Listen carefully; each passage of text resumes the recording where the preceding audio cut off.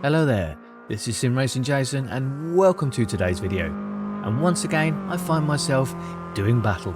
Yes, that's right, it's time to pit two sim racing titles against each other, and for today's video it's rFactor 2 and Automobilista 2, as we find out which one has the best Caterham Academy car. So come and join me out on track as we go head to head. Okay, here we are. We're in Automobilista 2 and we are in their version of the Caterham Academy car. We are just about to leave our pit box and enter the track here at a sunny Brands Hatch.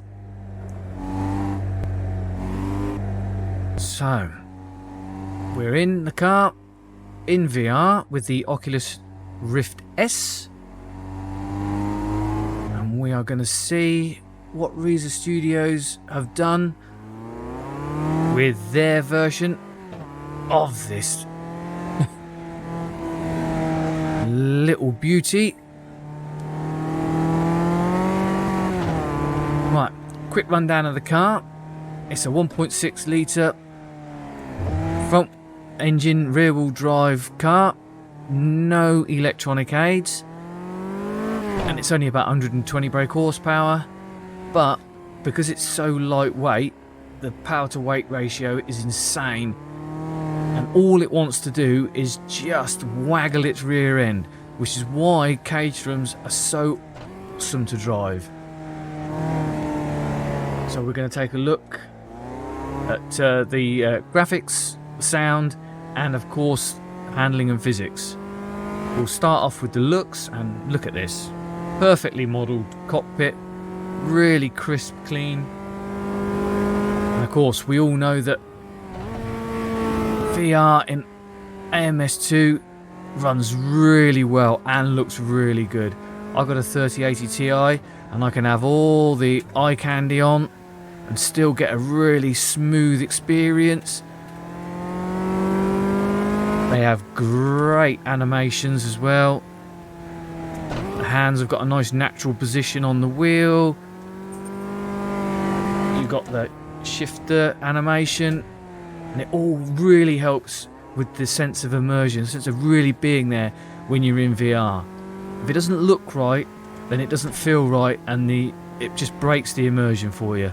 So they've nailed that.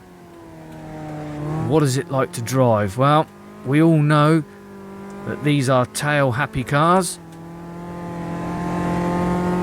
so we need to be able to feel that. We need to feel the chassis and the car moving out and stepping around so we can put it right. Ooh. Oh, it's floaty. You feel it there when the suspension was uncompressed. I could feel that through the wheel. Tuck it in, and there goes the back end. Oh, and it's coming through fantastic through the wheel there. I know exactly what it's doing. And I'm able to counteract it with a bit of opposite lock, straighten her back up again. They really modelled the chassis and the drivetrain perfectly. Oh, yes. Now, it's not perfect though. Now, I don't think this is one of the cars that's been overhauled with their new suspension and tyre model, because I'm not getting a lot of feedback from the actual track surface. I'm not getting the, that it's not getting upset, and I'm not getting the feeling through the curbing, and if I'm a bit cheeky with track limits, it's not as dynamic as I thought it would be, because they're quite softly sprung, these, so you expect it to be, pitching about a bit more. It's fun to drive because they've modelled the chassis and the drivetrain really nicely, but it doesn't feel alive. It's not very dynamic because I'm not getting the feedback from the track, which is a real shame.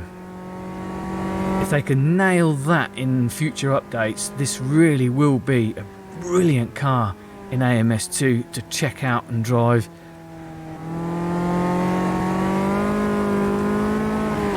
It's fun, but you can waggle that back end and you can control it, but it's not exciting. Oh, it's a real shame, because when AMS2 gets it right, oh, do they get it right. So finally, let's cover the sound.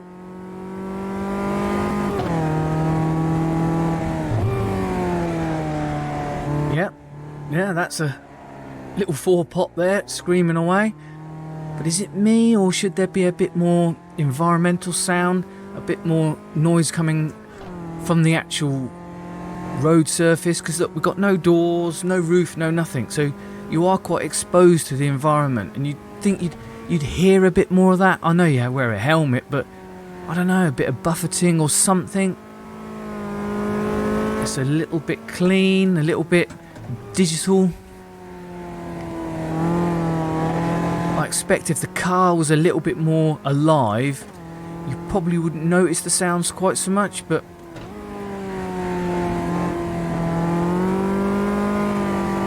yeah, well, now, of course, we haven't tried out the other version yet in rFactor 2, so, you know, let's reserve judgment. This could be how the car feels. It might not be a particularly dynamic car. You know, when you see these Caterhams being flung about, they always look like they're right on a knife edge. And I'm not quite getting that, so... But we'll see. We'll see whether this is how the car is, or this is how Reiza Studios have modelled the car. Whew. Right. I'll jump into rFactor 2 next. Be at Brands Hatch in the sunny afternoon again, and we'll see what Studio 397 make of how a Caterham Academy car should feel and handle. See you in a minute.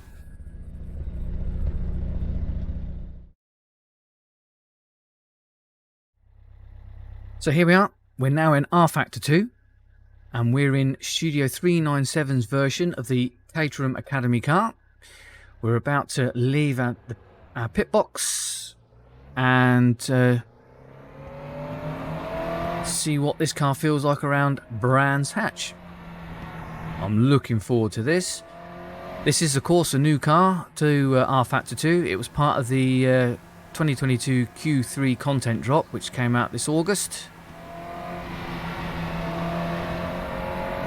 So it's going to be interesting to see what this one of these latest cars feels like. So we'll do the same as we did before. What does it look like? What does it feel like? What does it sound like? And looks wise, it's a different style of cockpit. Now that's not to say that one's right and one's wrong, because, you know, a lot of these are done by amateur drivers or gentleman drivers. So, you know, depending on what age of vehicle, what version, you know, different teams and drivers are going to have different, slightly different layouts and specs and build materials. So, but what I can tell you is it's incredibly sharp and crisp looking. I like the depth. Almost feels like these switch gears, and that little red lever there is, you know, could be pulled. Really like that, really like that. Got the long bonnet, the louvers. It's just, you know, the classic Caterham look. Now I am a little disappointed in the driver animation. It's not a very natural position there on the wheel. Not very good sort of wrist movement, and there's no animation for your gears or anything. Now that to me does break the level of immersion slightly for me. I can feel myself holding the wheel in a, you know, in a more natural way. I know that I'm, you know, changing gear, and it's brilliant when that's matched by what you're doing in real life in the virtual world. It just takes that immersion factor up, all the way up to 11, and it just adds something special to the sim to me. And it's such a shame that after all the work they've done on the cockpit and the textures, they skimped out on the animation. So let's concentrate on how it feels. Oh, and straight away the car feels a lot more dynamic. I can feel that softer suspension working. I can feel the weight transfer definitely more pronounced than it was in AMS2. Is it going to wag its tail? Oh, yes it is, yeah. So they've got the drivetrain and the chassis well modelled. So both sims do that well, do the tail wagging and the chassis really nicely. But this car seems to have a greater level of interaction with the track surface. I'm feeling more of the ripples and the rumbles and the general just, you know, unflat nature a bit of tarmac has when it's been pounded over by God knows what for years and years. And it's moving about more. The car's more dynamic, more alive, which was that last piece of the puzzle that AMS2 was just lacking in. It didn't quite, it had the fun factor, but it didn't quite have that alive feeling to the car. My Studio 397 have captured that.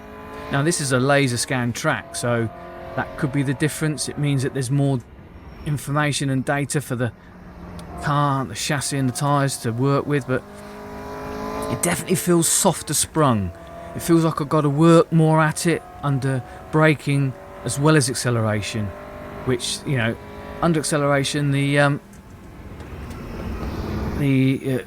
AMS2 version was amazingly just well sorted, had the tail wagging, it was just perfect, you know.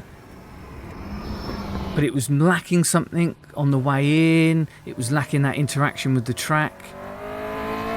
And this is what Studio 397 have managed to have layered that over the top and got that extra level of interaction, and which has just took the immersion to another level. What does it sound like though?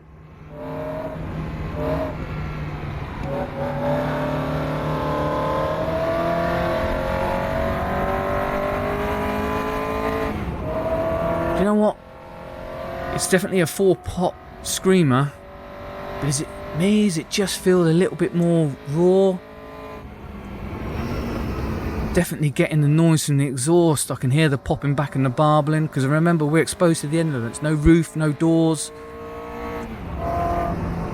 So I'm getting a little bit more of the environmental sounds that you would get. Even with the helmet on, you're just exposed to more general noise, and they've nailed that. Take my hats off to you through Studio 397. You really have got the sounds now. These latest cars, they sound a lot more raw, a lot more visceral. It's fantastic. I really like it. Right, let's get her back into the pit, shall we?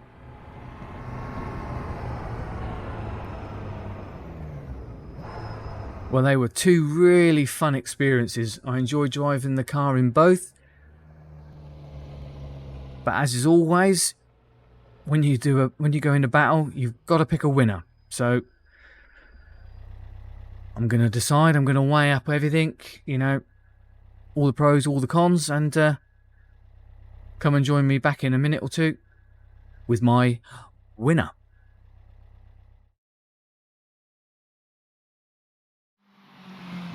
Okay folks, time to pick a winner, and although it was a close one thing, I'm happy in my decision, and I believe the rFactor 2 version of the Caterham Academy car is the winner.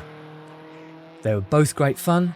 I enjoyed the fact that you could really hang the back end out in the AMS2 version, but the rFactor 2 version felt more dynamic, more alive, especially when you were a bit cheeky with track limits and went over the curbs and the rumble strips.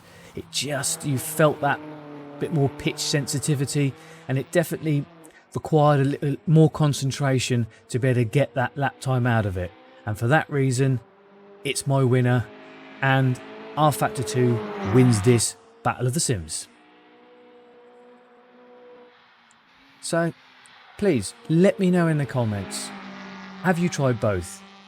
If you have, which one was your favourite? And let me know why. I'd love to know, love to hear your feedback. And don't worry, agree or disagree, it's all good. Both cars are great, both sim racing titles are great. So it's just a bit of fun, and it's just my opinion. As always, thank you very much for watching. A like and a subscribe would be fantastic and go a long way to helping me out. And in the meantime, why don't you check out some of my other Battle of the Sims videos coming up for you to watch next. You might find them interesting. I know the Porsche one with iRacing ACC was a particular favourite of mine to make. In the meantime, have fun out there. I'll see you in the next one. Bye bye.